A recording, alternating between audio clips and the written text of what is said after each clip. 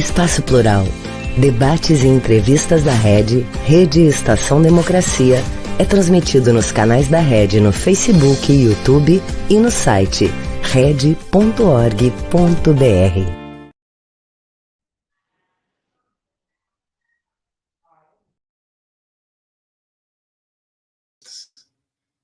Opa, agora com a imagem certa. Ele é uma realização da Rede Estação Democracia. Mas nós contamos também com a participação de uma série de emissoras de rádio e web TVs que o retransmitem. O programa recebe o apoio de ADURG Sindical, CEPER Sindicato, Central Única dos Trabalhadores e também do Sindicato dos Sapateiros de Campo Bom. Estamos, a partir desse momento, iniciando a nossa edição número 548.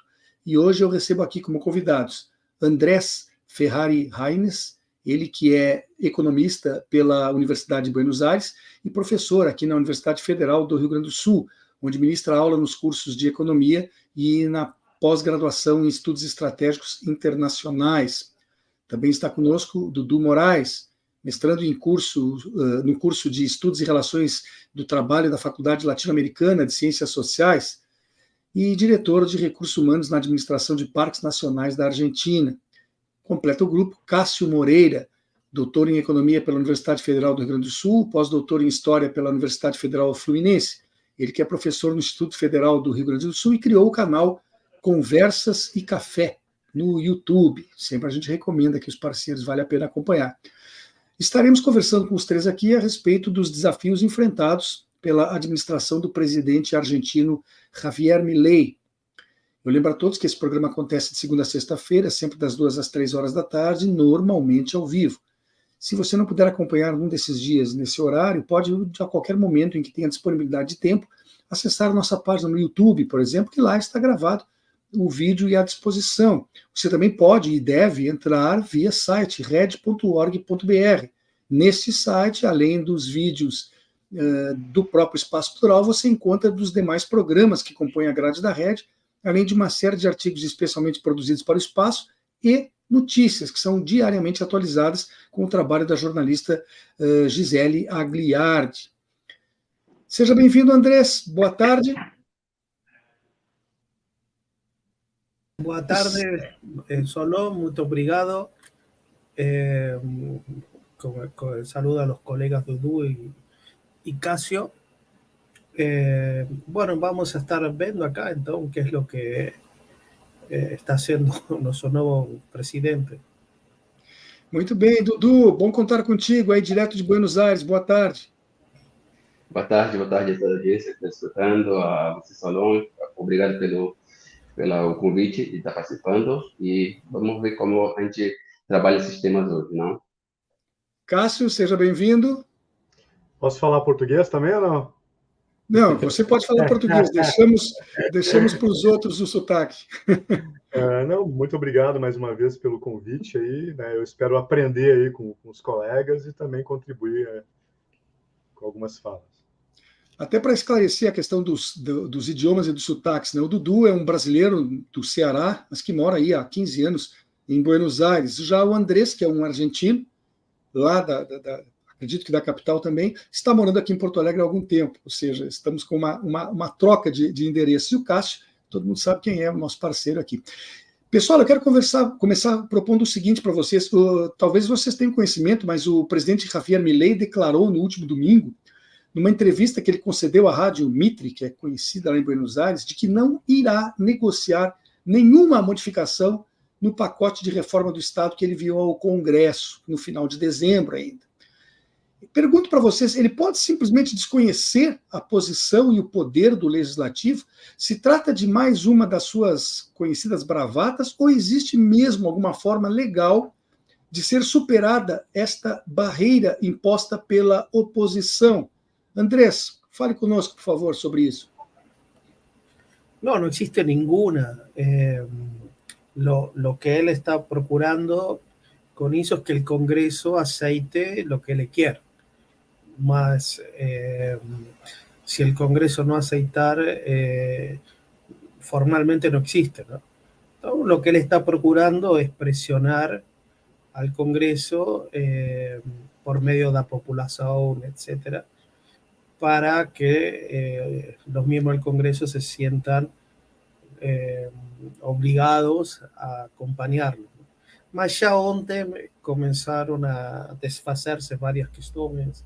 Hay una questão da pesca no sul da Argentina que fue retirada, una legislación prohibitiva realmente absurda de que 3 pessoas no pueden estar en lugar público sin ser presas, así realmente fora da casinha, ¿no? Como sería, también fue retirada, ¿sí?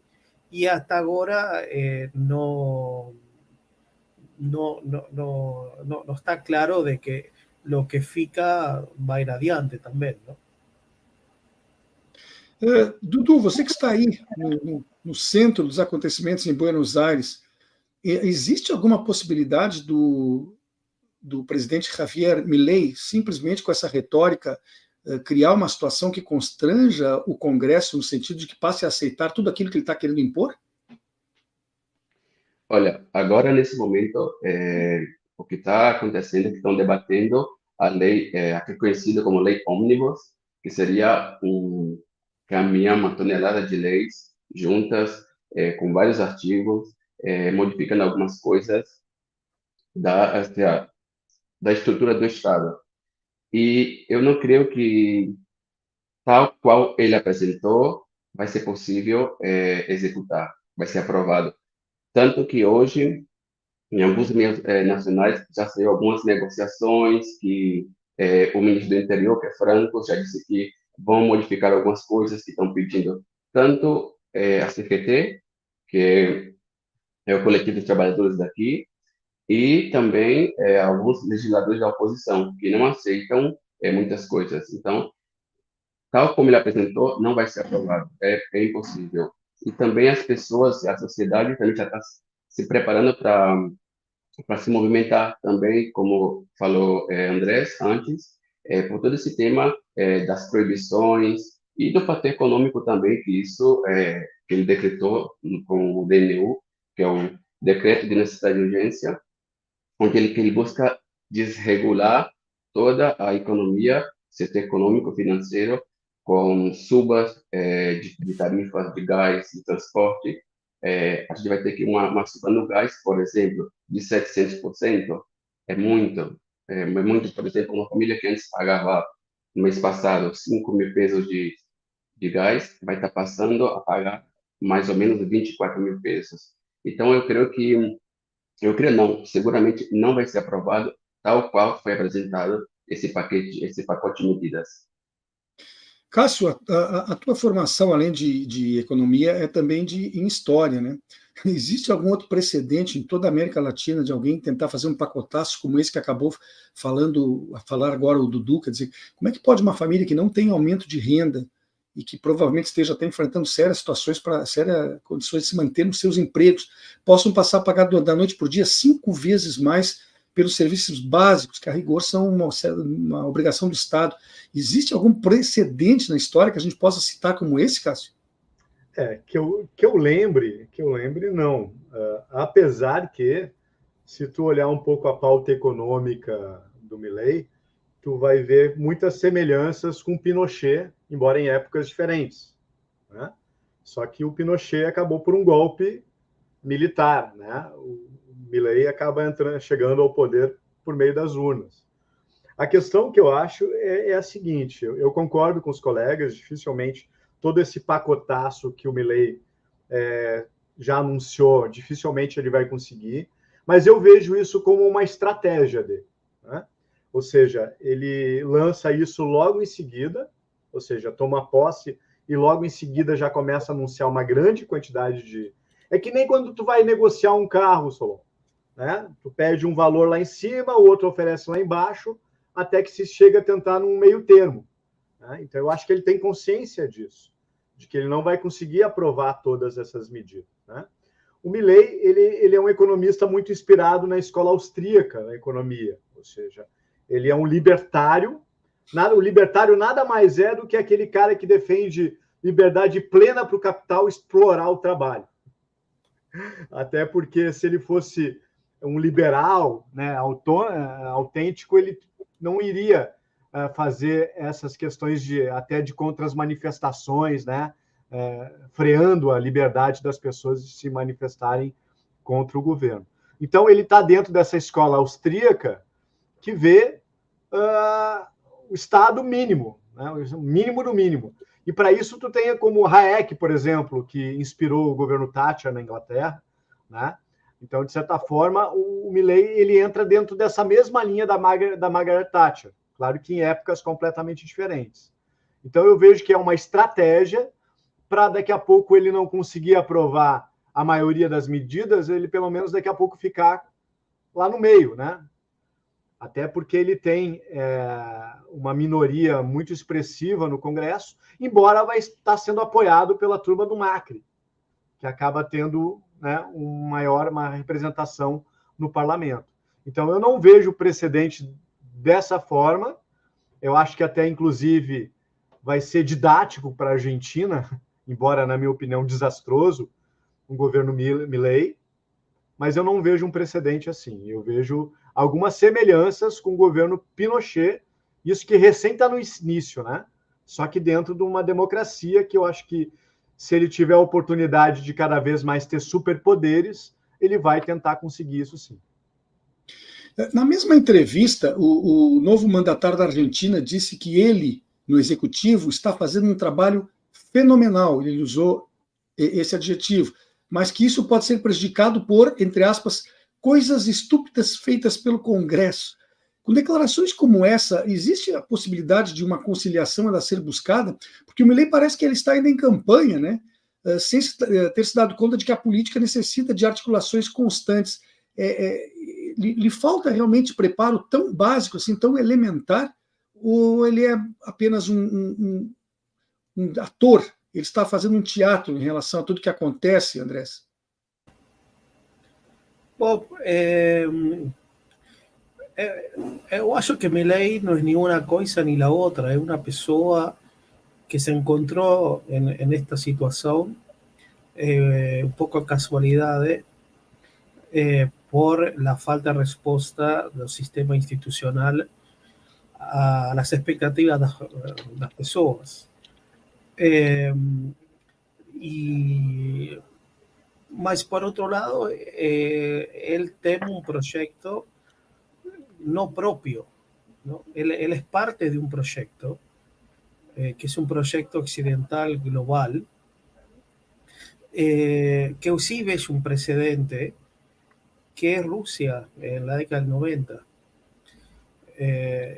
que después de la queda de la Unión Soviética, que aplicó medidas con la velocidad de que él quiere aplicar en Argentina, y que generó una catástrofe donde OPIB cayó 50% todos los años en una década, y la expectativa, la población se redució fuertemente, la expectativa de vida cayó fuertemente, y aparecieron los grandes magnates rusos, millonarios, mafiosos, ¿no?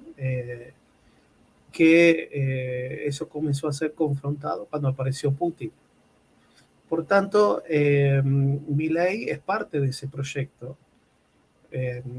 A todo el mundo le llamó la atención cómo él apareció con estas propuestas tan no solo radicales en extremo, sino en abrangencia, ¿no? Que él mismo lo llama, ¿no?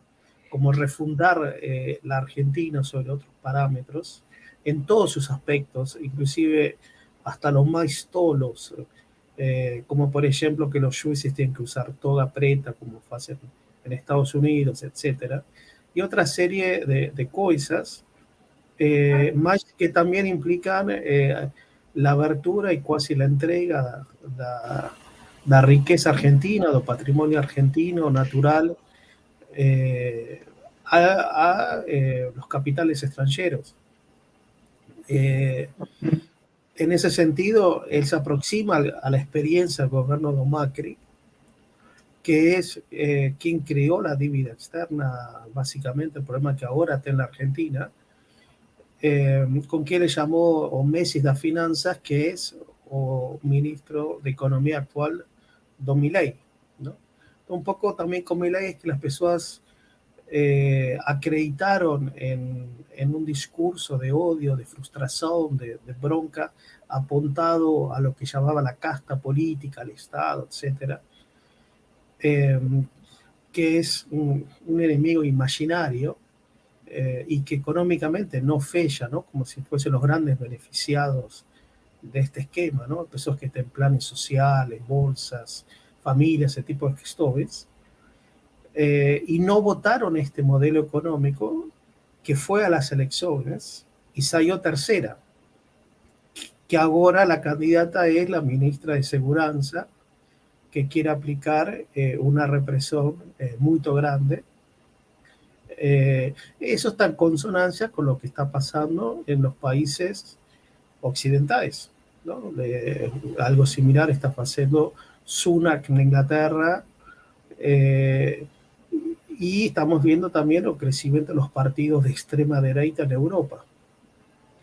Por tanto, es algo que considero que es más abrangente que es Milei, ¿no? Que es una figura que apareció ahí, y mucho más grave y complicado. Y la sociedad argentina, por lo que yo vengo acompañando, siempre digo, y a cada uno me puede dar un poco la razón, en Argentina la televisión tiene muchos defectos, quizás todos los defectos, mas tiene una virtud, ¿no? Que están todo el tiempo preguntándole a las personas na rua lo que piensan, ¿no? Entonces escuta a la gente falar, y claramente la sociedad está entendiendo de que el proyecto es ese. ¿Cómo van a reagir? Si van a poder dar respuesta, ¿no? Es otra cuestión, mas ellos claramente están entendiendo que se están enfrentando a ese proyecto y que Milei es parte de algo mayor, inclusive no solo argentino, de ese proyecto. Dudu, há pouco o Cássio lembrou, na primeira resposta que deu para o programa, a questão de que o Milei termina tendo dentro do Congresso o apoio do pessoal do Macri, né? Com este apoio, ele consegue que percentual de votos, mesmo a turma diretamente dele, que é a minoria, somada ao pessoal do Macri, consegue o suficiente de votos para aprovar o projeto? Ou ainda assim eles permanecem em minoria? Não. Aumenta bastante, mas ele vai necessitar de mais aliança para poder aprovar esse pacotão de leis. Vai necessitar de mais votos, que seria a esquerda extrema aqui, né? E o que ficou do kirchnerismo, que seria um pouco impossível que ele consiga esses votos, mas vamos ver como ele consegue armar estratégias para conseguir esses votos. Mas, só retomando um pouco do que falou Andrés, esse marketing todo que o Milei fez contra a casta política e tudo, hoje está um pouco se dando volta a isso em contra dele, porque as pessoas, a sociedade está sentindo que a casta é a sociedade. Por quê? Porque ele está cobrando, fazendo barbaridades na economia para que as pessoas, o social, paguem esse direito da casta, né? Então, eu vejo muito difícil para ele também retomar o apoio da sociedade, porque a sua popularidade baixou muito com essas medidas. Eu te fiz essa pergunta justamente para chegar num outro ponto. Havia uma intenção segunda de minha parte. Se, por um lado, se aproximam dele pessoas que têm um pensamento um pouco semelhante, ou pelo menos similar em alguns aspectos, essas atitudes iniciais do programa dele no governo, né, não estaria também ajudando a aglutinar várias correntes de oposição contra ele, ou seja, partindo em dois, radicalizando realmente posições favoráveis e contrárias? Com certeza. Se bem ele conseguiu o apoio de alguma parte do PRO, que seria Cambiemos, a facção o grupo político que segue a Macri, mas alguns também dentro desse mesmo partido político estão em contra dessas ideias, porque muitas das ideias vão em contra do povo, das pessoas. E outra coisa, que falou Andrés, algumas medidas, eles já estão como retrotraindo essas medidas. Tipo, as pessoas que se podiam juntar para fazer paros, para fazer greves, e ele tinha dito, no artigo da lei, eram mais que, ou seja, não mais que 3 pessoas. E agora eles já dizem que ficou mal redatado o artigo. É como estão tentando aí dar uma amenizada no foco, né, de cada artigo para poder convencer as pessoas que não é tão assim, mas que sim, é assim, porque a intenção primeira houve, né?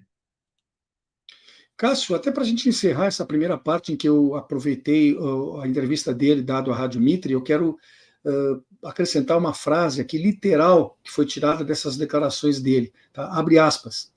Vão reclamar os empresários desonestos, vão reclamar os políticos ladrões, vão reclamar os jornalistas que viviam da pauta, vão reclamar os profissionais cúmplices de toda essa fraude. Fecha aspas. Esse discurso, Cássio, não repete, de certo modo, tudo aquilo que se viu no Brasil recente, do período Bolsonaro? E mesmo que esses dois, o Milei e ele, dificilmente tenham lido Sartre, não é uma aplicação simplória daquela frase, o inferno são os outros? Quando tu começaste a ler a frase,